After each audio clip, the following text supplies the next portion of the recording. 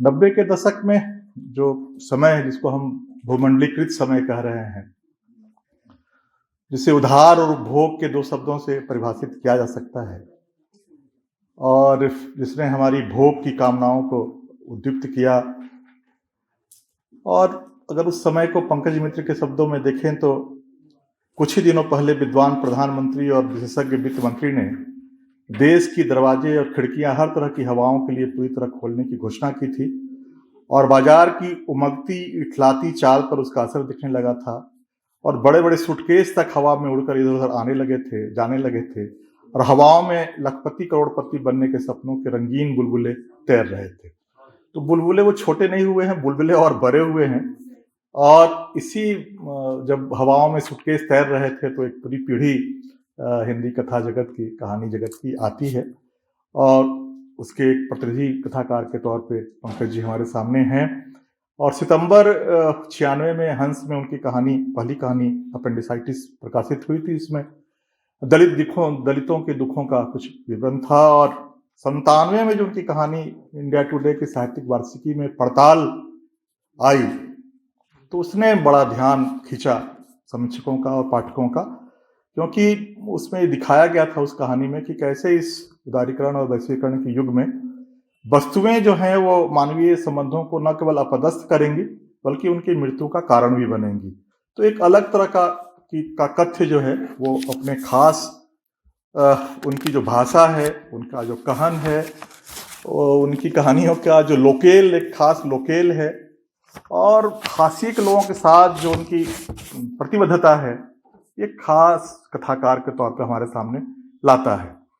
Quiz master एवं अन्य कहानियां 2004 में और हुड़ुक लुल्लू 2008 में दो संग्रह के आने के बाद पंकज मित्र अपनी पीढ़ी के प्रतिनिधि कथाकार के तौर पे, जिसका अपना एक सिग्नेचर ट्यून था कि आप कहानियों के 10 पंक्ति पढ़ने के बाद अगर नाम भी नहीं लिखा हुआ है तो जान जाएंगे किसकी कहानियां हैं।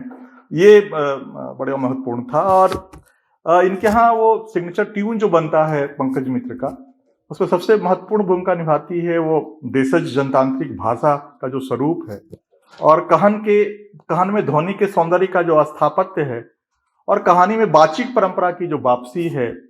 हम सब समझ रहे हैं कि इसकी शुरुआत हमारे पुरखे साहित्यकार फणीश्वरनाथ रेणु, राही मासूम राजा से होती है, जहाँ से अपनी परंपरा अपने पुरखों से वो ग्रहण करते हैं।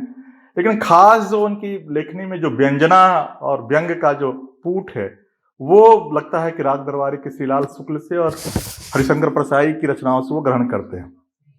लेकिन उनकी कहन और उनकी वाचिकता की जो सिद्धता है, तो छात्र जीवन में लंबे समय तक इप्टा के साथ जो जुड़ाव था, जो आज भी निरंतर है उसमें, और जो आजीविका उनकी आकाशवाणी की है, दोनों ने उनको उनके कहन में और उनकी कहानी में वाचिकता की जो प्रधानता है उसको, उसकी सिद्धता में दोनों ने बड़ी भूमिका निभाई है। और पहले संस्करण के फ्लैग पर जो आदरणीय अखिलेश जी कह रहे हैं कि उनके यहाँ जनभाषा यानी कि बोलियों का सौंदर्य इतना आक्रामक है कि उसकी सोहबत में संस्कृत अंग्रेजी के अनेक शब्दों का चेहरा देशज बन गया है, अंग्रेजी और संस्कृत वहाँ बदल जाता है। तो ये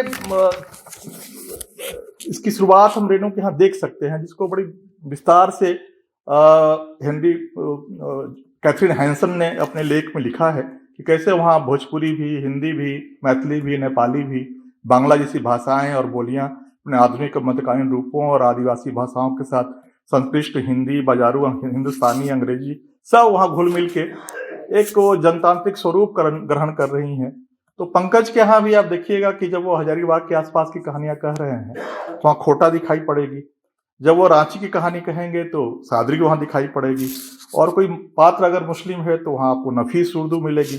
पात्र के अनुसार संस्कृत निष्ठ हिंदी भी, अंग्रेजी और बंगरेजी भी, बांग्ला और अंग्रेजी का भी वो रूप वहाँ खास तौर पे दिखाई पड़ेगा। तो ये जो जनतंत्र है, ये जो बहुरूपता है, जो हैंसन कहती हैं कि रेणु ने अपनी भाषा के माध्यम से ही बहुजातीय समाज का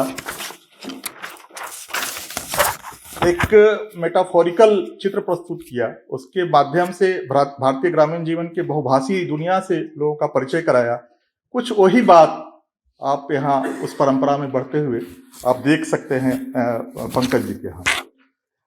और जब आप पढ़ रहे होते हैं पंकज जी को तो खोटा और सादरी, उर्दू, बांग्ला सब ऐसा घुल मिल जाता है कि वो लगता ही नहीं है कि कोई लिखित चीज हम पढ़ रहे हैं, लगता है कि हम सुन रहे हैं, कहानियों को हम सुन रहे हैं। और ये जो ध्वनियों का सौंदर्य या चित्रात्मकता, जो चाक्षुष सौंदर्य है, वो बड़ी मेहनत से साधा जाता है, वो यूं ही नहीं आ जाता है। और अगर इनके उदाहरण के तौर पर हम देखें तो कुछ कहानियां इनकी जो सिग्नेचर ट्यून कहानियां हैं, तो वो क्विज मास्टर का ही संग्रह की ही एक कहानी है, अफसाना प्रदूषण और हर फिक्र को धुएं में। तो ऐसे भी हिंदी में जो सांप्रदायिकता विरोधी कुछ कहानियां, महत्वपूर्ण कहानियां, उसमें कहानी शामिल है। तो उनके उस कुछ पंक्तियों से इनके कहानी के कहन के सौंदर्य का हम आनंद उठा सकते हैं। पता नहीं रामायण महाभारत आदि टीवी सीरियलों का असर था कि अश्वमेध यज्ञ के घोड़े के भाईचारे की नर्म घास को टापों से रौंदते हुए राजसिंहासन की ओर बढ़ते जाने की कुछ नेताओं की आकांक्षा थी। किस उत्ताल राम भक्ति की शक्ति को वोट में तब्दील होने की कीमियागरी की ताकत को सब महसूस करने लगे थे। और तभी पहली बार कर्फ्यू लगा था इस कस्बे में। बजरंगी लाल कई बार सुना चुके हैं यह किस्सा। जवान गश्त पर थे, तभी कमरुआ के अब्बा ने दुकान का दरवाजा जरा सा खोलकर झांका, धड़ाक एक लात पड़ी दरवाजे पर। कारवाइन की नाल सीधे सरफुद्दीन की छाती पर। सरफुआ की तो पजामा खराब होने की नौबत। उसकी दाढ़ी कहीं शक की गुंजाइश ही नहीं छोड़ रही थी कि उसका इरादा कुछ नहीं था। क्या नाम है बे? घिघी बन गई थी सरफू की। जी जी सरफू। क्या देख रहा था बे? जी जी कर्फ्यू। साले सरफू, घुसा दूंगा कर्फ्यू, देखते रहना फिर साले पाकिस्तानी जहाज अंदर। तब तक दूसरा जवान आ चुका था। ला साले बिस्कुट खिला, तुम लोगों की हिफाजत के लिए ही ड्यूटी करनी पड़ रही है। क्यों जहर भर तो नहीं डाला तुम? इस पे तुम लोगों का क्या भरोसा? पूरा डब्बा उठा ले गए। जाते जाते एक आवारा कुत्ते को एक बिस्कुट डाल दिया जांचने के लिए कि जहर वहर ना हो। काफी दुखी होकर सरफुद्दीन ने उस दिन, आए हो बजरंगी, हमरा सरवा पाकिस्तानी कह दिल थू जी।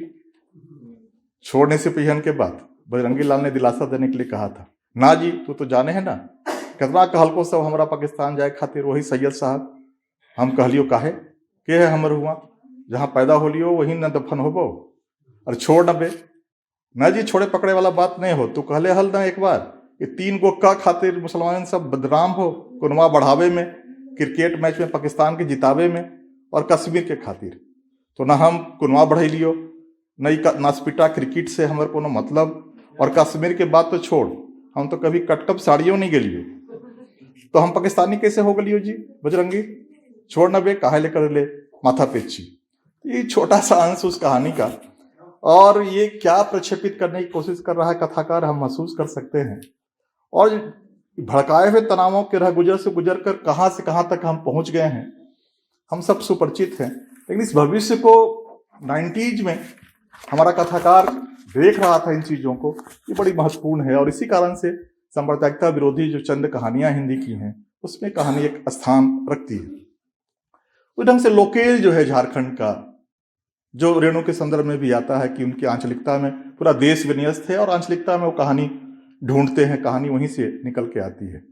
सदन झा एक इतिहासकार हैं जिन्होंने बहुत विस्तार से इस स्थानिकता को और उसकी महत्ता को, उसमें अतीत के साथ इतिहास भी और इतिहास के साथ अतीत भी, उस समय के स्केल पे कोई ढंग से कटा हुआ चीज नहीं है, बड़ी विस्तार से उस पर उन्होंने लिखा है। तो चीजें आपको यहाँ भी दिखेंगी इनकी कहानियों में। ये ठीक है कि झारखंड की बात हो रही है, झारखंड की राजनीति और वहाँ जो लूट तंत्र है, लेकिन वो पूरे देश की बात उस माध्यम से कर रहे हैं। उनकी एक बड़ी प्रसिद्ध और बहुत लंबी कहानी हुड़ुक लुल्लू है। उसकी कुछ पंक्तियों से ये स्थानिकता की ढंग से महत्वपूर्ण है, स्पेस और टाइम की ढंग से अपनी बात को, पूरे समय की बात को कह रहा है। तो कुछ पंक्तियों से, खिर करके गाड़ी के रुकने की आवाज मध्यम थी, जरूर कीमती और बड़ी गाड़ी रही होगी। शंभू पांडे की हाँफती सी आवाज, अरे कहाँ है, ढुकियो भाई। हाँ अरे भाई तनी हमार हाथ देख के बताओ नहीं पॉलिटिक्स में हमार कैसन स्कोप हो, कि पहले एगो एनजीओ खोलियो। व्यस्त हो उठा था, अरे शंभू भैया, हाँ भाई बड़ा माथा पेची हो भैया, कोयला के सब काम धाम, अब ये सब काम में बरकत नहीं हो, बड़ा ठेला ठेली माथा पेची। जब से नयका राज बनलो ना झारखंड, तब से छोट भैयन बन गलथू बड़का नेता, बड़का बड़का खलीफा सिला लेलथू, जकरा पट्टा में कुतुबो नहीं पूछा हलो, वो रांची में बन गलो मंत्री संतरी। सब सर्वेन लगल हथु बटोरे में। अब सब बड़का बड़का मुंह फाड़े लगलो तो ये एसपी और तेसपी तो हमनिए के पेट पर लात मारतो। ऐसे कहलियो कि बड़ा मेथी माथा पेची वाला धंधा हो गलो, का करवा अब? उसे मूर्खों की तरफ पूछा। अभी झारखंड में एनजीओ वाला धंधा बड़ी फायदा वाला हो, और पैसों तो सब कुछ ना हो, इज्जत भी कमावे पड़तो। तोड़ तो बड़ा एनजीओ वाला से लिंक हो, कोई आदमी देना हमरो कुछ दिन समाज सेवा, और फिर का मतलब वो समझता था उन्हें समाज सेवा के जंपिंग बोर्ड से सीधे पॉलिटिक्स के स्विमिंग पूल में। अंजलि कैसन लड़की हो बाबू? उसे एकदम अच्छा नहीं लगा कि अंजलि पर शंभू पांडे की नजर पड़ना। अरे नहीं, वो थोड़ी संभाल पाएगी एनजीओ का पूरा काम? काहे, इतना बड़ा एनजीओ काम देखा हो नहीं पड़ता, देखियो बात करके ओकरे ऑल इन ऑल बना देबो। अब की भटेते हो तो करियो बात कराने की नौबत नहीं आई। जल्दी ही एक सुबह उसके कानों में अलग अलग गानों की आवाजें एकदम पड़ोस से आकर घुसती सी लगी। असली खबर दी उसके छोटे भाई ने कि शंभू पांडे अंजलि नाम के एक आदिवासी से ब्याह कर रहा है। बुढ़वा पांडे भी बदल गया है, जात पात के बात कोई भुला गया। कहता है कि शास्त्र के अनुसार पुराने समय में भी अनुलोम विलोम कौन कौन विवाह होता था, तो ब्राह्मण के घर आ जाएगी तो ब्राह्मणी ही ना हो जाएगी। और सीधे बोलना कि आदिवासी से ब्याह करके राज्य में पॉलिटिक्स के लाइन क्लियर कर रहा है। तो ये जो लोकेल यहाँ है उसका जो सौंदर्य है और आंचलिकता में जिस ढंग से पूरे देश की राजनीति समाई हुई है। तीसरी जड़ी खूबसूरत बात पंकज जी कहानियों में आपको दिखेगी कि वो त्रासदी को हास्य की चाशनी में लपेट कर पेश करते हैं। वो दुख की दास्तां को मजा लेकर बयां करने में यकीन करते हैं। एक किस्म के त्रासद हास्य को संभव करने की कोशिश उनकी कहानियों में अनवरत है, और यही वो खास खूबी है जो पंकज का सिग्नेचर ट्यून या स्टाइल स्टेटमेंट हो गई है। चेखव के रचना संसार से हम सभी परिचित हैं कि उनकी बात की कहानियों में हास्य के नीचे बहती करुणा की धारा स्पष्ट दिखती थी। हास्य और करुणा दोनों ही रसों पर चेखव का अद्भुत नियंत्रण था। अपनी कहानियों में पंकज मित्र निरंतर उसी कौशल के परफेक्शन को प्राप्त करने की कोशिश करते दिखते हैं। वरिष्ठ कथाकार शिवमूर्ति या प्रियंबद की तरह इनकी कहानियां भी एक ध्रुवीय या एक रेखीय हैं। इससे कथ्य की प्रवाह की दिशा तय हो जाती है, और इस इकहरे शिल्प में कोई बहुत ध्वन्यात्मकता या अनेक अर्थों के अर्थ संकेतों को पाटने की गलती पंकज नहीं करते हैं। इस इकहरे और एक रैखिकता के कारण कहानी का कथ्य सीधे पाठक के हृदय में अपनी जगह बना लेता है। पंकज मित्र की कहानियों की एक विशेषता यह भी है कि उनकी लगभग हर कहानियों में किसी किरदार के जीवन की छोटी छोटी मनोरंजक घटनाएं कथ्य को गति प्रदान करने में महत्वपूर्ण भूमिका निभाती हैं। कहानी जब विकसित हो रही होती है तो भाषा की तस्तरी में यह रंजकता पूरी नफासत के साथ परोसी जाती है, और रंजकता और कहन का ढब मिलकर उनकी हर कहानी को रोचकता और कथा रस से सराबोर कर देते हैं। इनके चारों कहानी संग्रह क्विज मास्टर एवं अन्य कहानियां, हुड़कुल्लू, जिद्दी रेडियो 2014 में, और बासिंदा एट द रेट ऑफ तीसरी दुनिया 2017 में, इन चारों रचनाओं से गुजरने के बाद स्पष्ट लगता है कि पंकज मित्र की जो प्रतिबद्धता है वो आम आदमी और उसके अंदर बची हुई इंसानियत के साथ खड़ी है। उनकी लेखनी देश और काल के दबाव में मनुष्यों के मानस और स्वभाव में आने वाले बदलाव को दर्ज करने की निरंतर कोशिश करती रहती है। इसका वह प्रत्यक्षीकरण की प्रविधि के द्वारा अंजाम देते हैं। इन कहानियों में यथा जोगड़ा, बिलोती महतो की उधार फिकिर, जिद्दी रेडियो आदि में पिता पुत्र की जोड़ी उपस्थित होती है, जिनके बीच स्वाभाविक रूप से जनरेशन गैप है। कथाकार पिता को पारंपरिक और संस्कारों से लिपटे वर्ग का प्रतिनिधित्व करते हुआ दिखाता है। वो मेहनती है, ईमानदार है, प्रदर्शन प्रियता से दूर है। उनके उलट बेटे मेहनत से जी चुराने वाले, सफलता का शॉर्टकट तलाशने वाले, हवाबाज, यूज एंड थ्रो के दर्शन में आस्था रखने वाले और किसी भी कीमत पर अपने लिए सारी सुख सुविधाएं जुटाने वाले हैं। और माताएं भी पति की जगह बेटे के साथ खड़ी हुई दिखती हैं। इन्हीं अंतर विरोधों से गुजरती हुई पंकज की कहानी हंसती हंसाती अंत में त्रासद होती अपनी मुकम्मल रूप ग्रहण करती है। एक अन्य किस्म की कहानियां भी इन संग्रहों को में देखने को मिलती है, जिनमें निरीह या मासूम पात्रों का व्यक्ति या व्यवस्था के द्वारा आखेट होता हुआ दिखता है। निरीह, भोले, सादे, मासूम हिंदुस्तानी जीवन मूल्यों से गहरे रूप से जुड़े चरित्रों की उनके इन्हीं गुणों के कारण हुई दुर्गति का बयान करती हुई कहानियां, जैसे चमड़ी गंजू की मुस्की, कस्बे की एक लोक कथा वर्तजे बंटी और बबली, सेंद्रा आदि। और उनकी 4-5 कहानियों को रेखांकित करने को कहा जाए तो अफसाना प्रदूषण का और हर फिक्र के धुएं में उड़ाता चला गया, बेला का भू, बिलोती महतो की उधार फिकिर, हुड़क लुल्लू, दस्ताना चिंटू पुंटू को बेझिझक रखा जा सकता है। और विश्वास में जाते हुए अभी एक नई कहानी जो उनकी दस्ताना चिंटू पुंटू है, इसके कथ्य पर जाएं तो यहाँ खोटा या सादरी का स्थान पर उर्दू की रवानगी है, उसकी खूबसूरती से हम उस रूबरू होते हैं, उर्दू की खूबसूरती से।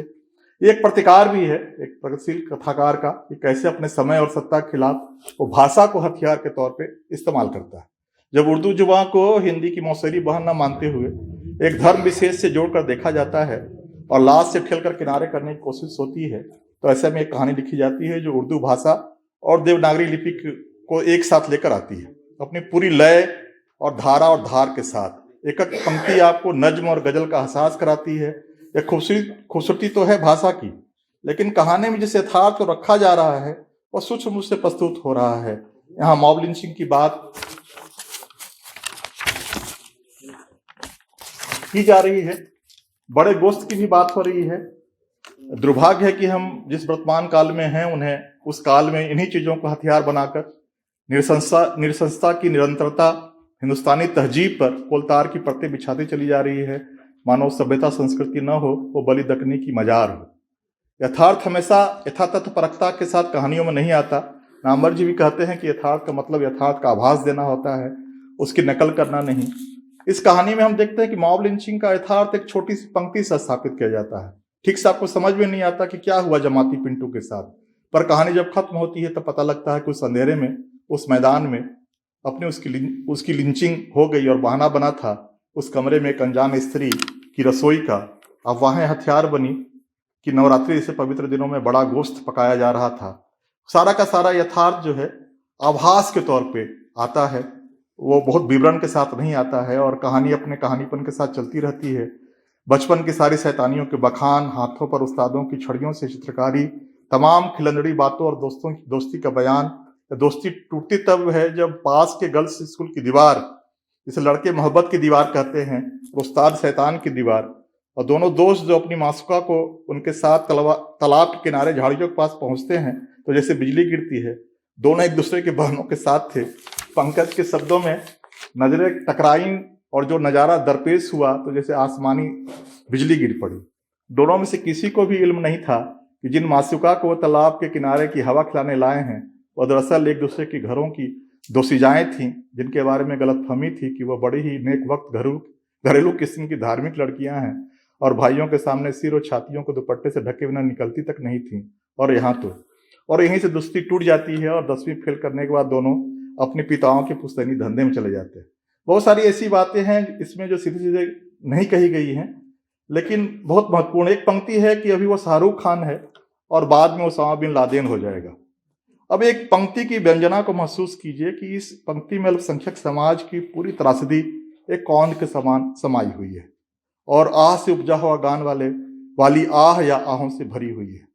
तो ये सारी चीजें जो हैं पंकज मित्र की जो लेखनी की जो इन खासियत और खुसूसियत से हम परिचित हुए, रेणु और राही मासूम रजा और श्रीलाल शुक्ल और हरिशंकर प्रसाई की परंपरा या वहां से ग्रहण करते हुए जो हिंदी कथा साहित्य को आगे बढ़ा रहे हैं और जिनके प्रति भविष्य की आश्वस्ति हमें भरती है कि हिंदी कथा साहित्य का भविष्य अत्यंत उज्जवल है, ऐसे हमारे 90 के दशक के प्रतिनिधि कथाकार को आज हम सम्मानित कर रहे हैं। ये हमारे लिए भी बहुत गौरव का क्षण है। धन्यवाद। जोहार।